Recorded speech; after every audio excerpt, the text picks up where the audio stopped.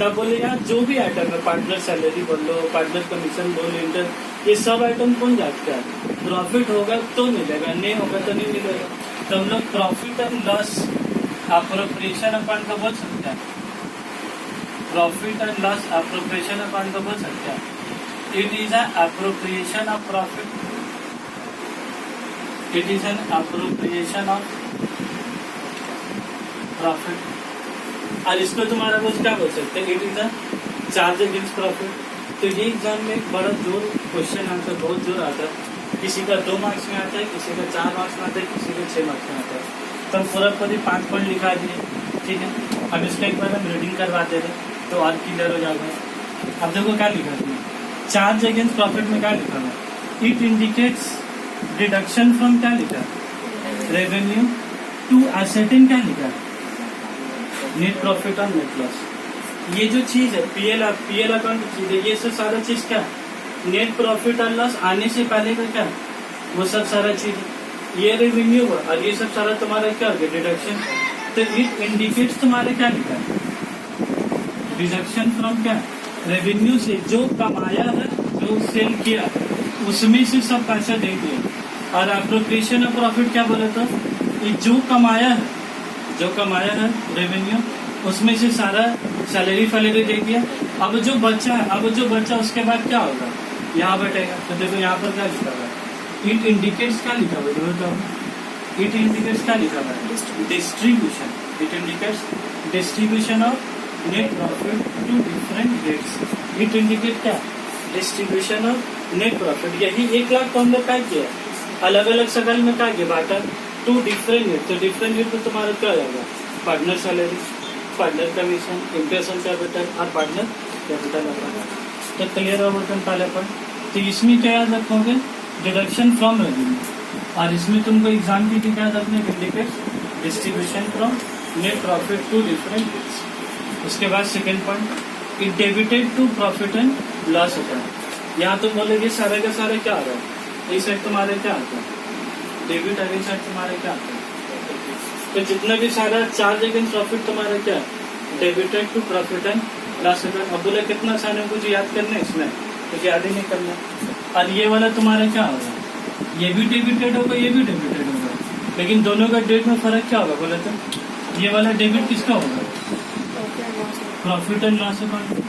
और ये वाला डेबिट तुम्हारा किसका होगा? Profit and loss. तब कीवर्ड्स को रेड पेन पेंसिल लगान कर देंगे। उसके बाद है इसमें दूसरा काम का बाद क्या लिखा बोला था? अगर इसका सबसे ज्यादा इज्जतदार पॉइंट बोले ना, अगर सबसे ज्यादा इज्जतदार point, it is made even if there is a, क्या लिखा? किसी भी तो उसका नाम तुम्हारा क्या है? Charge against profit. प्रॉफिट हो या प्रॉफिट ना हो, सैलरी टू एम्प्लॉय का देना ही देगा।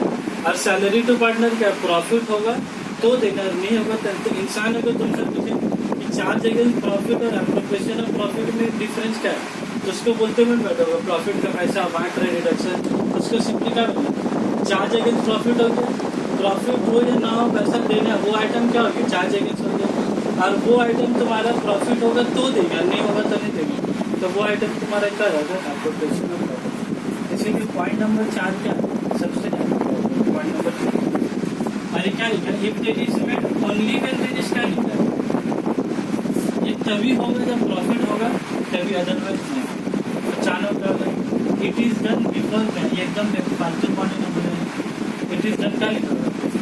बिफोर अप्रोप्रिएशन ऑफ प्रॉफिट, मतलब अप्रोप्रिएशन करने से पहले तो क्या जाता है। अब इसका क्या लिखेंगे? It is done after. तो जब आप क्या लिखा होगा? It is done after creation of one charge. ठीक है। अब अगर 2 मार्क्स में आया तो ऊपर वाला लिखोगे, अगर 4-5 मार्क्स का है तो क्या आंसर बड़ा करके उसको देना, तो बड़ा करने का तरीका। लास्ट में फिर क्या लिख दिया? एग्जाम्पल लिख दिया। एग्जाम्पल को क्या लिख दिया? Rent paid to partner. Interest हम क्या लिखा? Partner loan. ये तो हम आइटम लिखा है, इसलिए क्या आइटम बड़ा है इसमें? यहाँ तो हमने बहुत सारा आइटम लिखा।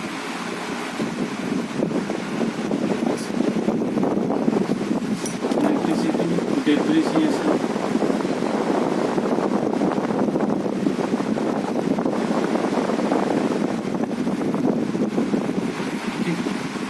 एग्जाम्पल याद क्यों नहीं करना?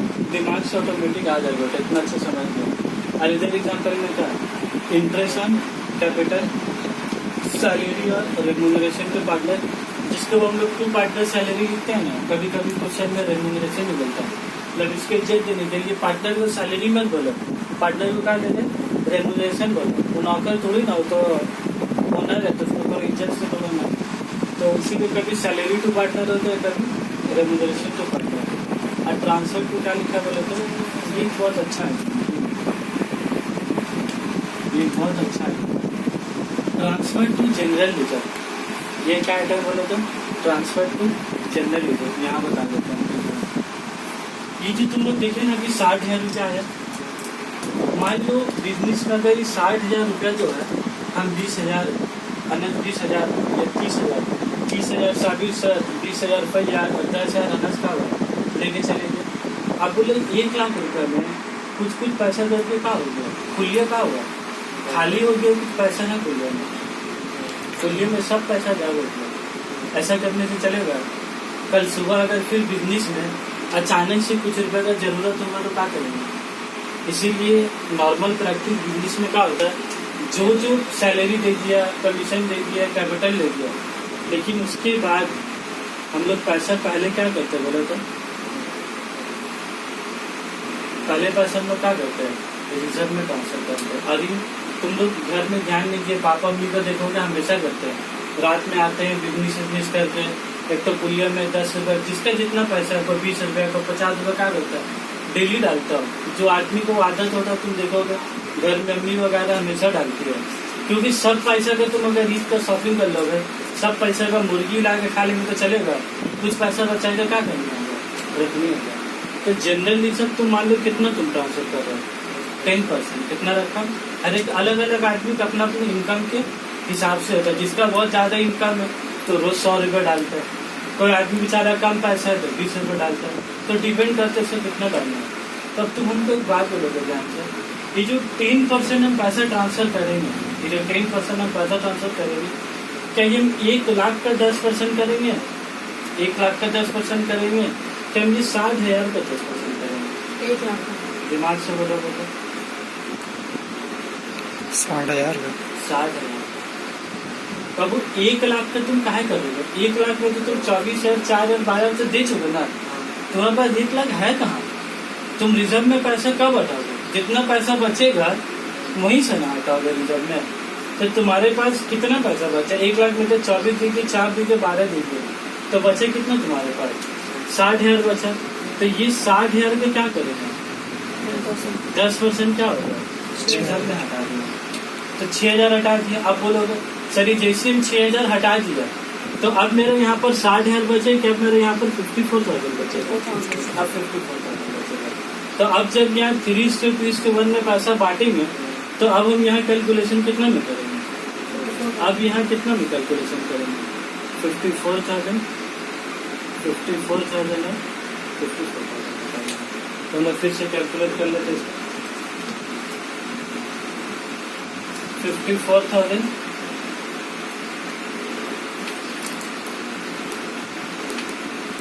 तो अब इसको देखो, अब 27,000 का वैल्यू इसका कितना मिल रहा है? 30,000 का वैल्यू कितना मिल रहा है इसको? 27,000। इसका जो कितना मिल रहा है? 18,000। तब बोले से कितना मिलेगा?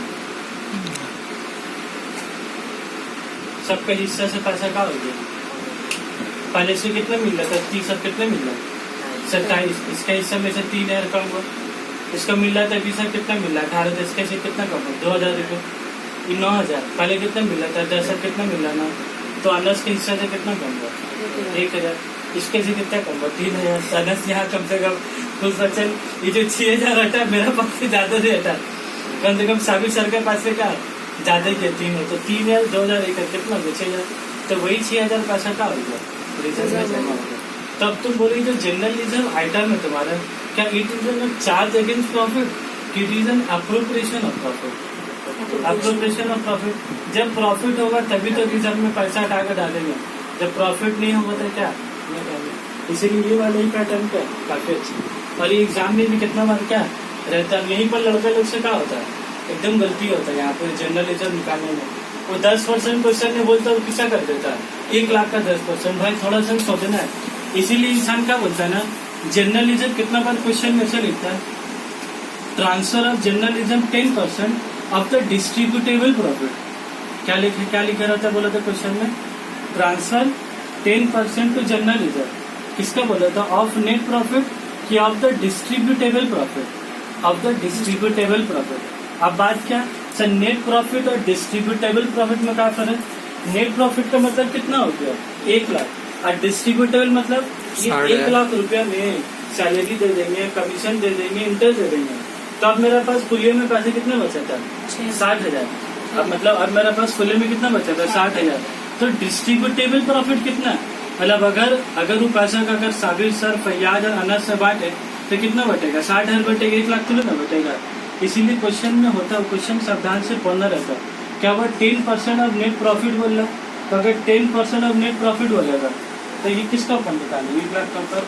अगर 10% ऑफ डिस्ट्रीब्यूटेबल प्रॉफिट बोलेगा तो 1 लाख में सारा चीज को माइनस कर देंगे, जो पैसा बच जाएगा वो तुम्हारा क्या होगा डिस्ट्रीब्यूटेबल प्रॉफिट। फिर वो पैसा क्या होगा लिख देंगे, फिर जो कम हो जाएगा अभी कितना जाएगा 60,000 के लिए कितने में 54 है। अब वो 54 और 3 में क्या होगा। अब बोलो ये रिजर्व में हटाने से अच्छा बात है खराब बात है, ये 6,000 रिजर्व में हटाने से क्या हो गया बोला था, ये 6,000 किसका पास है, क्या 3,000 साबिर सर के पास, 2,000 फैयाज के पास, 1,000 अनस के पास है, कि रहबीर एजुकेशन का ड्रॉअर बॉक्स में रखा हुआ था 6,000। वो रहबीर एजुकेशन का किसी के पास पर्सनल पैसा होता, ये पैसा में कोई हक नहीं मांग सकता कि मेरा 6,000 मेरा 3,000 दे दे।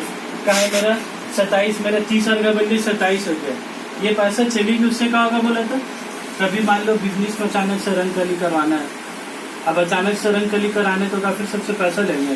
ये बिजनेस में अचानक से मान लो कभी पार्टी उटी करना है, कभी कोई आदमी का दिल हो गया कि चिकन पकौड़ा खाना है सबको, तो आपको एक आदमी पैसा दे देगा। यही सब पैसा बिजनेस से क्या होता है, वही सब पैसा खाने पीने के लिए क्या होता है।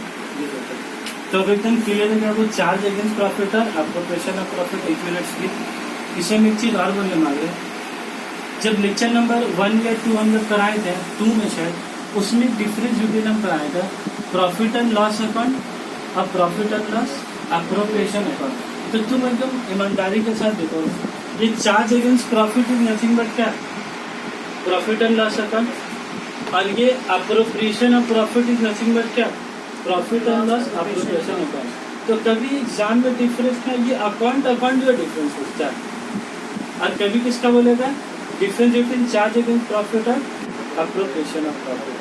तो तुम अगर दोनों का डिफरेंस अगर अलग से याद कर लिए, जैसा लेक्चर 2 और लेक्चर 3 में कराया, अगर ये दोनों को तुम अलग अलग से याद कर लिए तो बहुत अच्छा बात है।